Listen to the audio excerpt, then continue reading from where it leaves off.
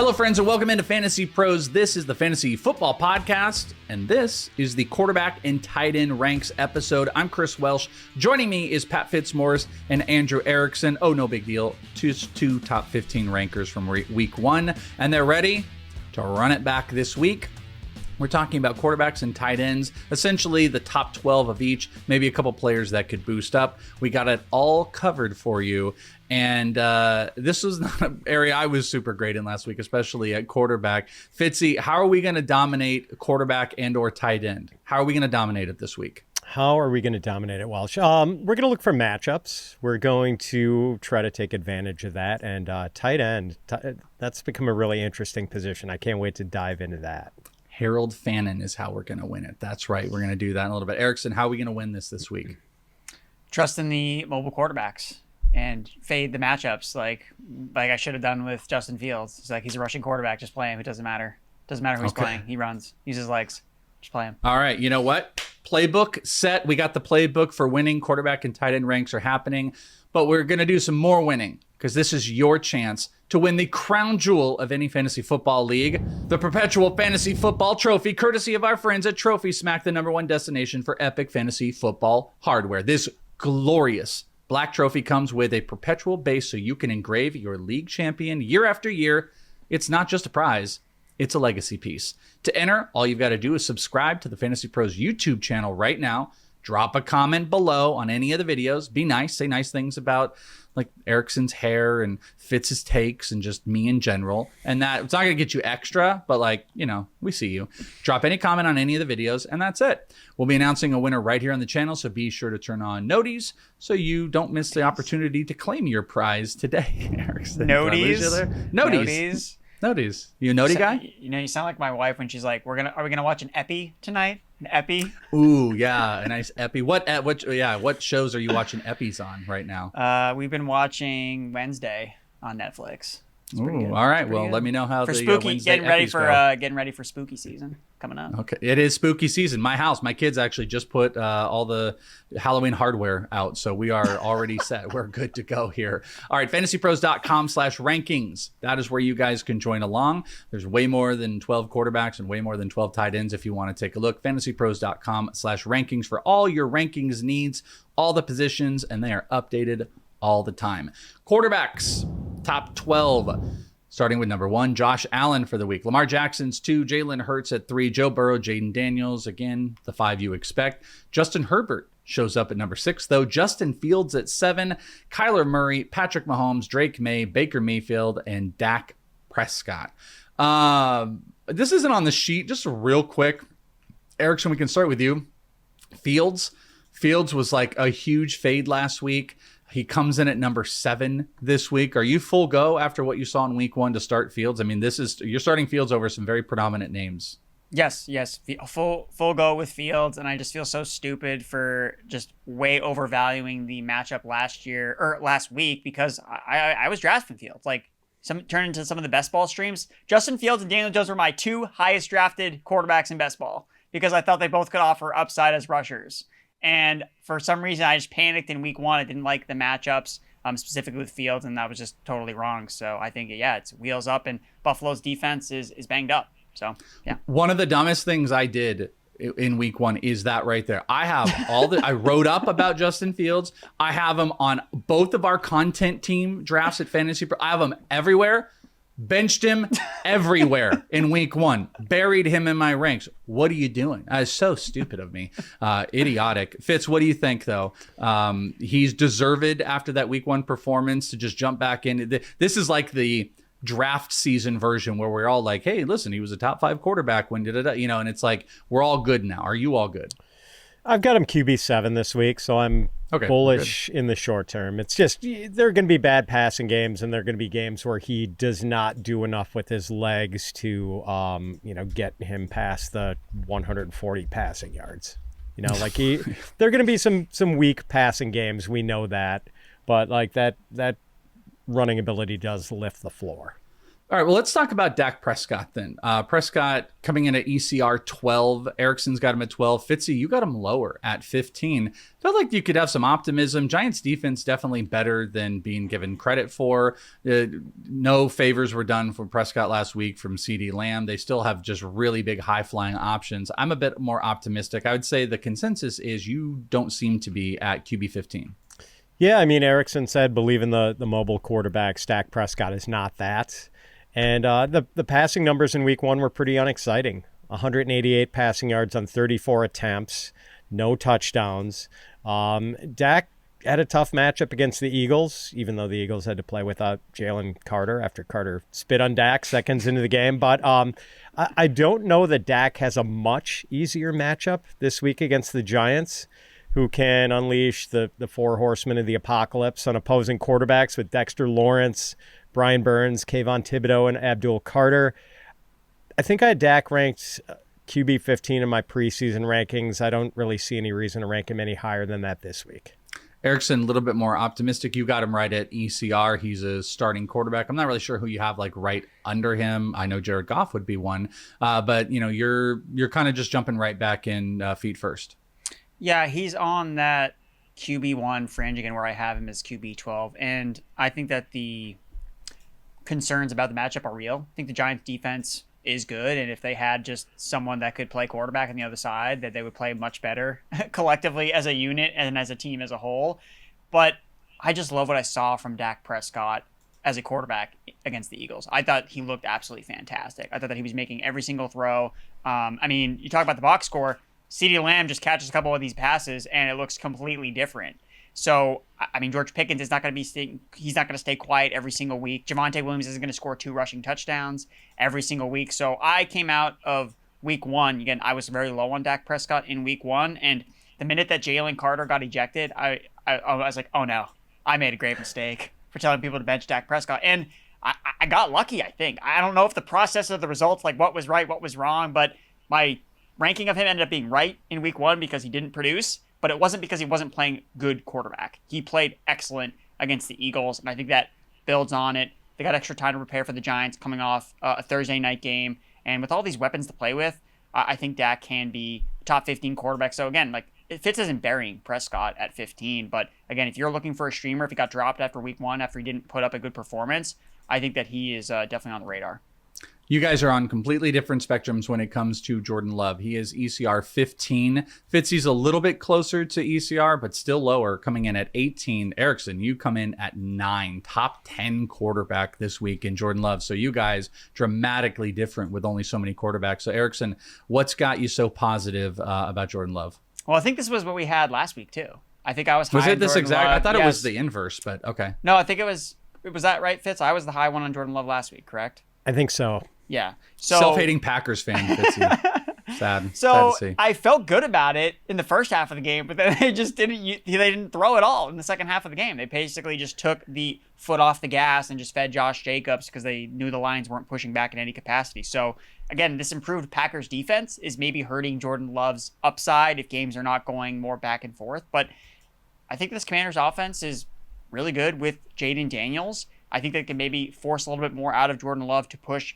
And I just like the Packers offense to score. I'm not afraid of the Commanders defense. Until you face a real offense that's not the New York Giants, I'm going to assume that, hey, maybe the Commanders aren't significantly improved from last year quite yet. Now, I can be proven wrong. Maybe they are a much better defense, but against the New York Giants, I still think Jordan Love, with the Commanders facing the New York Giants, I want them to be tested. I think they're going to get a real test on Thursday night with the Packers.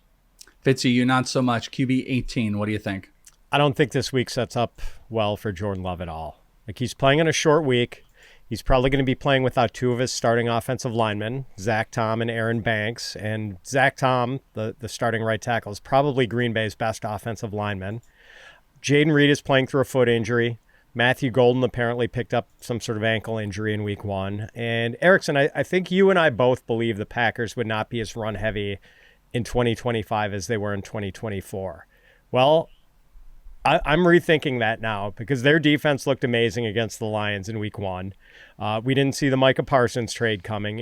And if the Packers do end up having an elite defense, Like, they're going to have a lot of run-friendly game scripts this season, and they certainly had one in week 1, and Jordan Love only threw 22 passes. This doesn't quite qualify as like the last thing we're going to do a quarterback when we're like, hey, the guy that didn't make the top 12. But this is a quarterback that is kind of buried in the ranks a little bit that you guys are both agreed more optimistic on. Jared Goff, ECR, quarterback 18 in the ranks. Fitzy, 14. Erickson, 13. Fitz, why don't you hit us with a quick hitter on Goff? Yeah, I'm mad I let Erickson outflank me with the ranking here. Erickson is called... the Lions, when they play inside, Ford Field is the Coors Field of the NFL. And bounce back week coming for Goff and the Lions offense against the Bears, who are likely to be without their best cornerback, Juwan Johnson. Goff's week 2 ECR just seems like an overreaction to a bad result in a tough matchup. Back at home, indoors against the lesser defense, wheels up. Yeah, Erickson, you've said it in the wide receiver show. Jameson Williams, wheels up, big offense. Jared Goff, anything to add? You hold the football home Rockies narrative, Coors Field. So what do you got? Well, I'll actually mention another injury on the Lions side. So what did we see last year? When they had a bunch of defensive injuries, they had to turn to Jared Goff, and that's when he turned into a fantasy superstar. Well, they just lost another cornerback, Terrion Arnold. He was one of their starting cornerbacks for the Detroit Lions. He's banged up now, so... Again, we could expect if Caleb Williams with these weapons that he has in the Bears, I don't think Ben Johnson's going to try to stand down to the Lions. I think that he's going to try to be aggressive and try to put up points against his old team. And I think that Dan Campbell realizes, hey, we cannot do what we did last week. Things have to change. And I think that you're going to see more explosive plays back at the Dome, back at home. Again, what does Boggs always say? Jared Goff, indoor cat.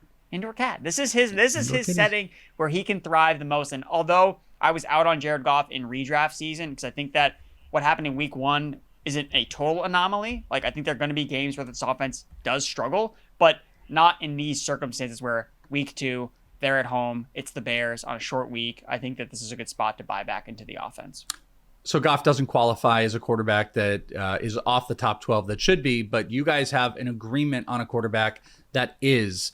Erickson, you kick it off. You guys have the same name, so just give a quick little excerpt on this player that you both agree should be a top 12 this week. It's Bo Nix for the Denver Broncos after a very, very poor game from him and this Sean Payton offense. We expected that, hey, in the second year in the system with Sean Payton, this is going to be easy for Bo Nix, easy for him to take that next step. Was not the case at all. Just so many penalties, turnovers, just a lot of boneheadedness. I don't know what Sean Payton was doing. I don't know if they were just kind of sleepwalking because, it's the Tennessee Titans, blah, blah, blah. We don't need to prepare for them. That probably won't be the case this week. Against facing the Colts, who just destroyed the Miami Dolphins, I think that this team is going to be a little bit more ready and prepared than they were in week 1. And Bo Nix, look, he's not perfect, but he also offers a lot as a rusher, and that just gives him a floor. So against the Colts defense that I don't think is scary, even though they were able to overwhelm the Miami Dolphins. I think that with one of the best offensive lines with the Denver Broncos, I think Bo Nix is going to have opportunities to make plays. Yeah, Fitz, you got him at QB 12, so you guys are lockstep together here. Yeah, opening day jitters, whatever it might have been for Bo Nix. I don't think we should overreact to a bad game. The matchup with the Colts is not to be feared, so I'm kind of sticking with my priors here. All right, let's go over to tight ends. We got some nice shakeup here, and part of that is clearly going to be because of injury. But here is your top 12 board, if I can speak. Trey McBride coming in at number 1. Sam Laporta at number 2. Hello, Tyler Warren. You will step up as the third tight end this week. Travis Kelce, Brock Bowers. If Bowers is listed healthy, I think we all would agree he's going to be 1 or 2 in the ranks here. Maybe I'm wrong. Tucker Kraft at 6, TJ Hawkinson, Mark Andrews, and Njoku, Kyle Pitts, Dallas Goedert, and Jake Ferguson at 12. We didn't have this on the list. Just got to do a quick thing. Tyler Warren coming up at number 3. Fitzy, he got his targets. They talked in post-game stuff that they're talking in video game terms. They're like, we could just spam Tyler Warren for 200 yards a game if we want to. He's at number 3. Do you think that's a correct call this week? Do you literally think that people should bench Tucker Kraft for Tyler Warren? Yes, I do. Okay. Warren is a stud from the get-go. And what was it that Daniel Jones was saying? He feels bad every time he doesn't throw the ball to Tyler Warren. I think we're going to see Warren continue to be a factor every week. He had a rushing attempt in week 1. He is just a horse. Erickson, does Tyler Warren, should he be started over Travis Kelce, over Tucker Kraft, over TJ Hawkinson? Yep. It took all 1 week for him to be elite tight end. Easy enough. Easy there. It took 1 week. Yep. Not easy ever is Kyle Pitts. He did get targets. We all want to move away from him and try not to fall into it. This week is even a little bit more unique, though. Outside of like him actually getting some usage, you've got the Drake London injury stuff. We don't know where Mooney is at. That's pushed him up to 10. ECR 10. Fitzy's got him at 8. Erickson, you've got him at 12. You guys both have him. Actually, let's go to Fitzy just for a second, just because you're the big positive on him as a top 8. You guys both have him as a starter here, but you are complicit in the Kyle Pitts week 2-ness here, Fitzy. What do you think? Yeah, and I literally have Kyle Pitts as a starter in our content team league because Erickson drafted Tyler Warren and Tucker Kraft in that league. What a great strategy. What a great strategy. Leaving Bupkis for some of us at tight end. So, but I was Mason Taylor, and I had to go and I wavered Fannin this week. So I was pretty pleased when Kyle Pitts had 7 catches for 59 yards on 8 targets in the opener. I just think, there is with Darnell Mooney out with a shoulder injury. Not sure if there's a chance he comes back. Now, Drake London has a shoulder injury of his own. Not entirely clear on his status for this week. Just seems like they need to get Kyle Pitts, have him continue to be involved this week against the Vikings. Erickson, you're willing to go down that road with Kyle Pitts. I thought the things are actually pretty positive. That was a pretty positive run for week 1 for him. And it looks like things are lining up where he can get more usage this week. You, in theory, agree here as tight end 12. Yeah, I think that everything that Fitz said is accurate in terms of situation is playing out in his favor where, look, the top guys are banged up. Maybe they're going to go, maybe they're not going to go. Kyle Pitts, I mean, if Kyle Pitts can't out-target Casey Washington, Ray McCloud, then what are we doing here? Like, come on, like he has to step up here. They have to get him more involved. I will say, though, rewatching this game, I was kind of disappointed that on the final drive, they weren't using Kyle Pitts. Like, they're doing end zone shots to Kadarl Hodge and Casey Washington. I'm like, where is Kyle Pitts? Get him in the red zone. This guy is a freak. Come on. So I still think that there might be that sprinkle of frustration still from Zach Robinson with Kyle Pitts. But if he's the last man standing, like I'm going to take him over the other jabronis, McLeod, Washington, because they need him. Tight ends are pretty hot in the waiver wires this week, which usually isn't the case. Also kind of speaks to like maybe what the waiver wire was. There were some wide receivers, a lot of tight end injuries. 2 tight ends really kind of jumped up to a lot of people. But I think the talk of the town was Harold Fannin. And yes, he's the tight end 2 there. I think there's some comps you guys are going to make that are pretty interesting, but he looked like a playmaker. Flacco seems to love him. He's ECR 17. You guys have got him generally in the same spot, 17, 18. But I just wanted to get your quick takes. Erickson, we'll start with you on Harold Fannin and, just your comfort level of starting him. I think, I think if he goes off for one more week, we're going to be putting him as a top 12 guy, but I think everybody's worried he's going to just kind of fade and disappear, but looked like a pretty great playmaker. Kind of looked like a slot receiver for the team.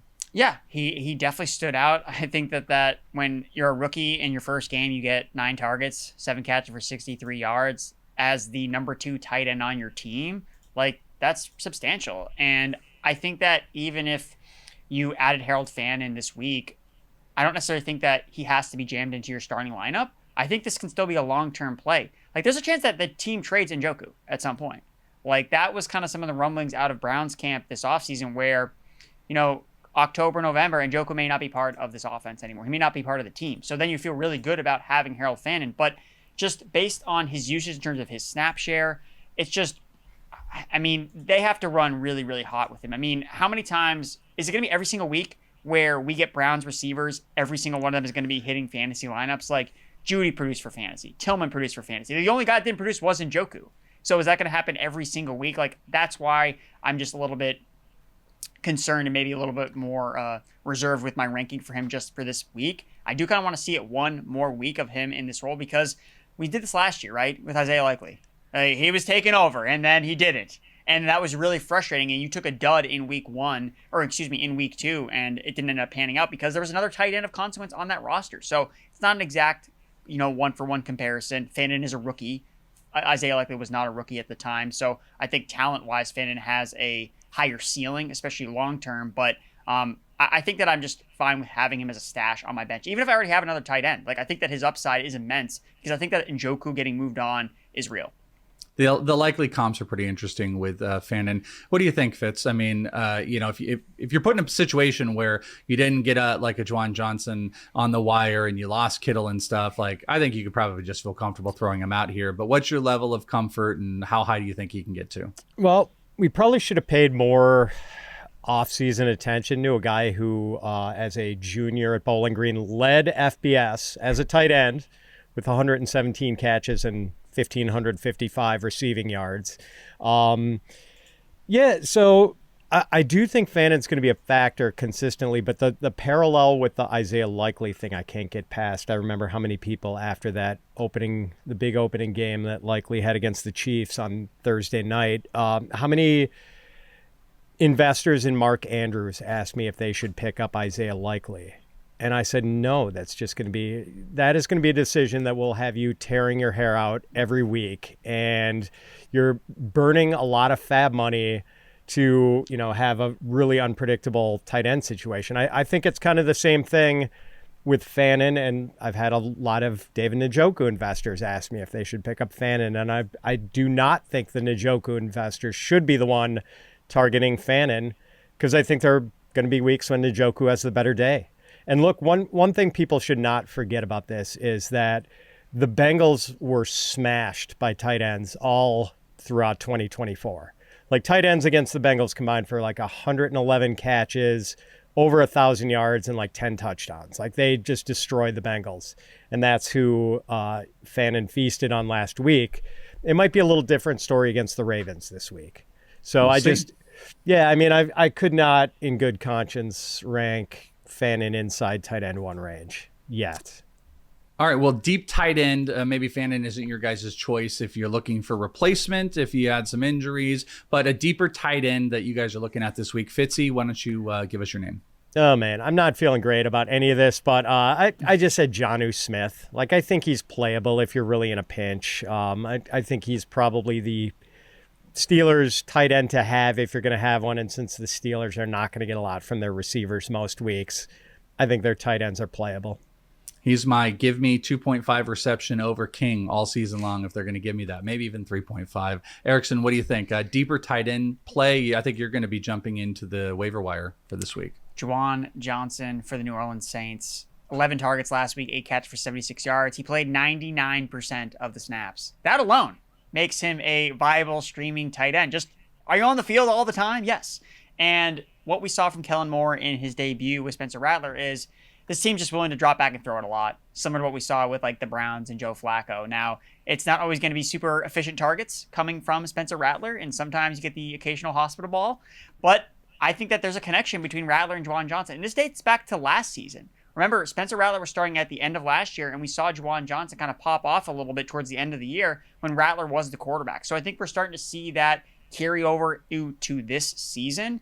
And I just loved how Johnson was used as a slot receiver in Kellen Moore's offense. We've seen this before in past stints where the slot receiver for Kellen Moore has been really, really productive. And that's what we saw in week 1. 28% target rate per out run, 24% target share. He had 2 red zone targets. He actually almost came down with a red zone touchdown, just got knocked out of his hands. So, again, this is not a screaming or scoring bonanza between the 49ers and the Saints this week, but I don't think that Juwan Johnson's necessarily going to be game planned out by San Francisco. I think that he's going to be able to get a lot of targets. And even if he gets inefficient volume, he's tight end. That's fine. We'll take that at the tight end position. FantasyPros.com/rankings. Check out the quarterback rankings, the tight end rankings as they adjust through the week. You can check out all the other positions as well and all the different formats. We got you covered, so make sure you got it locked there. For Andrew Erickson and Pat Fitzmaurice, I'm Chris Welsh. Thank you guys so much for hanging out. Good luck in week 2, and we'll talk to you next time right here on Fantasy Pros.